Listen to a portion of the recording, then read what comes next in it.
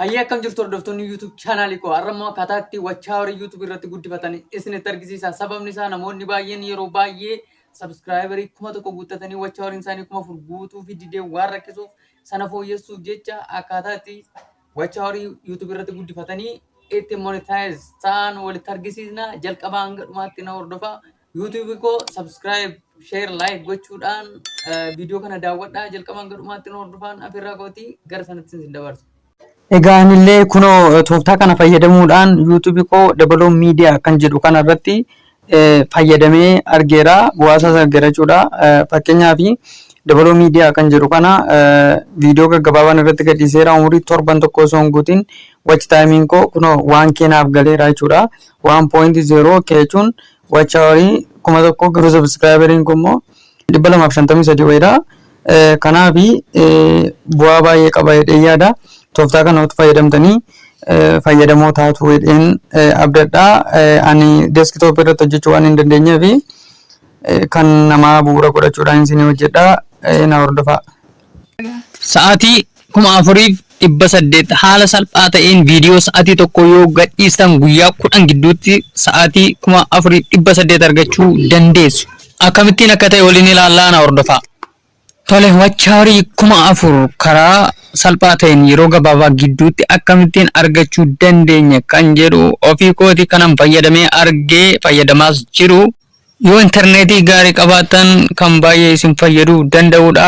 Steepii tokko miis yoo gootan dogoggora uumuu waan danda'uuf hanga dhumaatti na wajjin tura.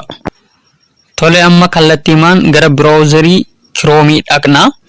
Chrome keenya eega bannee booda youtube.com jennee iddoo kanatti barreessine search goona. An barreesse waan jiruuf YouTube iddoo jedhu kanan tuqadha. Yeroo kana viidiyoota upload ta'anii YouTube irra jirantu jira. Isaaniin fida. Amma kuni profaayilii koodha. Isarra tuqneetu logout goonee keessaa baanaa jechuudha. Amma jalqabaa achirratti tuqna. Gaafa tuqnu iddoo logout yookaan sign out jedhu kana tuqneetu keessaa baana. Kana booda sign in again kan jedhu kanaa fi continue waan jedhu nuuf fida. Sign in again jennee irra deebinee galla seen ammas waan ta'eef continue jennee keessaa baanaa jechuudha. Yeroo kana viidiyoo biyya alaati viidiyoo inni fidu warroota kana nuuf fida. Kana booda gaa steppiin itti aanu streak clear gochuudha. Streak clear gochuun viidiyoon inni dura akka dhufe irra seenee nu rakkisneef nu gargaara. Iddoo tuqaa kana sadan tuquudhaan streak iddoon jedhu kunooti. Streak kan jedhu kana tunnee amma sachi baana. Streak waan jedhu fidamasiisa tuqna. Sana booda viidiyoota kanaan dura search godhamaa turan viidiyoota baay'ee isinii fida. Isaan kana balleessuudhaaf iddoo clear browsing data jedhu kana tuqxu. Sana booda ammas gadi siqxanii kunoo all isa jedhamurra keessanii mallattoon arramiitii kun hunda isaarra akka jiru cheekii godhatanii clear data gootu jechuudha. Amma gaa streak qulqulleessinee irraa amma maal goona gaa window kana hin cufnaa. Browserii kana hundumaa hin cufnaa. X jennee baanaa jechuudha. Tarii extension illee kan fayyadamtan yoo jiraatan achis dhaxxanii exit jettanii keessaa baatu jechuudha. Sana booda refresh gootanii amma immoo browserii Chrome irra deemtanii galtu jechuudha. Irra deebitanii sana booda waan kana hin raanfatinaa steppii isaa iddoo mallattoo sadanii kana dhuftanii tuqxu jechuudha. Iddoo sana erga tuqxanii booda new incognito window iddoo jedhu kanarra click godhattu jechuudha. Yeroo sana window haaraa isinii banaa jechuudha. Inni dura kana jechuudha. Isa duraa wajjin garaagariidha. Kanaaf akka gootanii banachuu dandeessu. Kana cufnee yookiin immoo dhufnee browserii keenya irra gallee right click goone new incognito window kan jedhu kana tuquudhaan banachuu dandeenya jechuudha. Akkuma ilaaltan gaa faayidaa inni kennu kana dubbisuu dandeessu. Daataan keessan nama sadaffaatti illee dabarfamee hin argisiifamu. Privateedha jechuudha. Kanaaf itti fayyadamuun baay'ee barbaachisaadha. Wanti tokkollee wanti safe ta'ee beeksifamu hin jiru jechuudha. Online irratti galmaa'ee YouTube na qabata jedhanii waa yaadamu hin jiru. Kanaaf egaa new incognito argachuudhaaf tuqaa sadan kana tuqnaa. New incognito window kana bananneerraa Sana booda iddoo search jedhu kanatti youtube.com jennee search godhannaa jechuudha. YouTube isa asirra jiru kanatti buunaan isa silaatti nu jalaa deebisu duraa bada waan ta'eef sana eeggachuutu nurra jiraata jechuudha. Sana booda youtube.com kan jedhu kana enter ennee galchina. Yeroo kana nu search godhee nu fidaa jechuudha. Akkuma argitan kana fidaa jira. Xiqqoo ishee obsaan eegna. Kunoo amma nu fidaa jira xiqqoo akka interneetiidhaaf tutureera. Sana booda maqaa YouTube keessanii iddoo search jedhu sanatti maqaa YouTube keessanii galchitu. Keessa booyuu barbaadan immoo incognito iddoo jettu kana tuqxu. Sana booda exit incognito iddoo jedhu kanarra tuqxanii keessa booyuu keessan adda baafattu jechuudha. Kanaaf amma maqaa YouTube keessanii wachaa horii guddifachuu barbaadan sana asirratti barreessitu iddoo search jedhu kanarratti. Fakkeenyaaf itti kompiitaranii galchina kan namichaa jechuudha. Itti kompiitaranii gaafa galchinu nu fidaa jechuudha. Sana booda sign in edha jechuudha. Emailiin keessan jiru waan ta'eef emailiin keessan silaa keessaa baatanitti waan ta'eef sign in siniin jedha.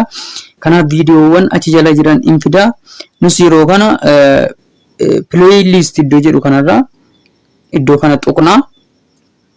Sana booda viidiyoo achi jala jiran in fida jechuudha. Sana keessaa fakkeenyaaf amma ni viidiyoo kana tuqnee ilaalla. Video kana tuqnee nu banaa jechuudha. Gaafa inni nu banu soundii kana akka inni nu jeeqnetti hin hir'isna jechuudha. Hin balleessina soundii sana erga balleessine booda umurii sa'aatii tokko gidduutti viidiyoo sa'aatii lama akka inni taphachiisu goona jechuudha. Innis iddoo mallattoo setting fakkaatu kana achi dhufnee kilik goona. Sana booda quality 444 pirra kaawwanna.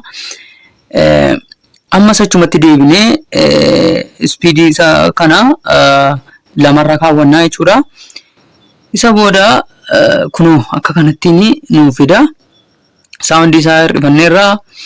Viidiyoon keenya achi jala jira. Kana booda sa'aatii baay'ee akka nu lakkaa'amuuf kun iddoo kana taabii kanarra dhuftanii right click tuqxu. Right click gaafa tuqxan duplicate iddoo jedhu kanarra tuqxu. Ammas irra deebitanii tuqxu. Ammas irra deebitanii tuqxu. Ammas irra deddeebitanii tuqxu. 1GB waan ta'eef amma 10 caalaatti waan qabatu miti speedii dhaba jechuudha. Kanaaf irra deddeebitanii amma meegaabaaytiin interneetii keessanii qabatu irratti banachuu dandeessu. Akka inni banuuf immoo irra deemtanii kilik gootu irratti akka inni search godhee isinii banuuf jechuudha bifa kanaanii. Sana booda isinii taphachiisaa deema jechuudha hundasaa. Yeroo akka gootan soundii isaa hir'ifachuu akka inni irraanfanne isiniin jedha. Speed isaa yoo ilaalle kunoo ilaala dafee ammuma sekendii 19 irra galeera jechuudha. Kanaaf irra deebitanii ammas babbantanii cheekii godhattu jechuudha kan isinii taphachaa jiru. Kanaaf haala salphaan kun 1000 guuttachuu dandeessu. Mee kaalkuleet goone ilaala. Kaalkuleetarii bannee hojjennee ilaalla jechuudha amma akkaataan itti guutu. Fakkeenyaaf sa'aatii tokkoon guyyaa guutuu sa'aatii 24 yoo taphachiistanii tokko baay'isuu 24 ol qixa 24 ta'a. Kanaaf 24 kan immoo lamaan baay'isnaa jechuudha. Maaliif speed isaa lamaan daballeerra waan ta'eef sila jechuudha. Lafa mallattoo settingii sana keessa galle lamaan waan daballeef kana lamaan baay'isnaa jechuudha. Baay'isuu lama inna ol qixa 48 jechuudha umurii isaatii 24 keessatti. Sana booda taabii meeqa bannee jirra? Taabii 10 bannee jirra jechuudha. Kanaaf 48 baay'isuu 10 jenna jechuudha. 480 nuuf kenneera. Kanaaf ammoo baay'isuu guyyaa 10 jenna jechuudha. Sa'aatii 4800 jechuudha guyyaa 10 gidduutti karaa masalphaa sa'aatii 4800 hojjechuu dandeenya jechuudha yoo viidiyoo sa'aatii tokko YouTube keenyarraa qabaanne jechuudha. Kana fakkaata egaa namoonni shakkitan YouTube irra galtanii search gootaniis argachuu dandeessu. Amanaa kun waan baay'ee bareedaadha. Anis itti milkaa'een jira waan ta'eef itti milkaa'een jira. Torban tokko guutiin 1K galeera jechuudha wachaa horiingoo.